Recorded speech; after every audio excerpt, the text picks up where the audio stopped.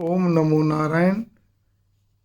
बहुत से लोग, असंख्य लोग ऐसे हैं जो कि अपने एक प्रकार से दायित्व का उन्होंने निर्वाह कर लिया। बच्चे सेट हो गए हैं, सब काम ठीक चल रहा है। अब वो घर पे, कई तो ऐसे परिवार हैं जहाँ केवल पति पत्नी रह रहे हैं, कोई काम भी नहीं है विशेष, और लेकिन सारे दिन घर में भी क्या कहते हैं, कोई भगवान का भजन पूजन नहीं, कोई मनन चिंतन नहीं।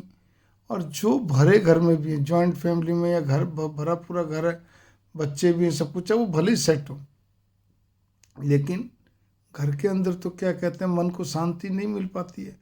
कोई ना कोई छोटी छोटी समस्याएं या कोई इच्छाएं बनी रहती हैं। तो इसीलिए भक्ति के लिए कब समय मिलेगा? तो सबसे पहले तो भक्ति के लिए अगर समय निकालना है तो हमें घर छोड़ के बार बार कहीं एकांतवास के लिए जाना चाहिए। तो इसीलिए कहा गया तीर्थ यात्रा करो। तीर्थ यात्रा में भी अपने जहाँ जाते हैं वहाँ बड़े शांत प्रिय भाव से रहो और भगवान का भजन पूजन करो, और मन को बार बार यही समझाना है कि वो घर, जो घर में जहाँ मेरा पूरा परिवार रहता है, अब वो मेरा नहीं है। मेरा घर भगवान जी आपका घर है।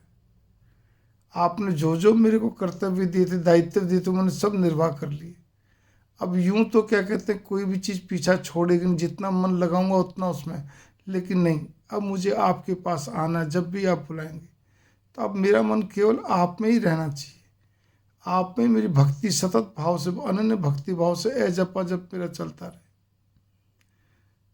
प्रत्येक दृश्य रूप से सामने आने वाली आकृति में आपके रूप स्वरूप का दर्शन करता रहूं मैं।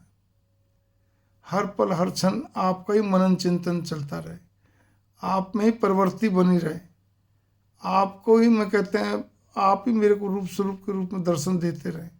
मतलब भाव ये है कि जपा जप करते रहिए, भक्ति करते रहिए, मन को समझाते रहिए, तब पार पड़ती है।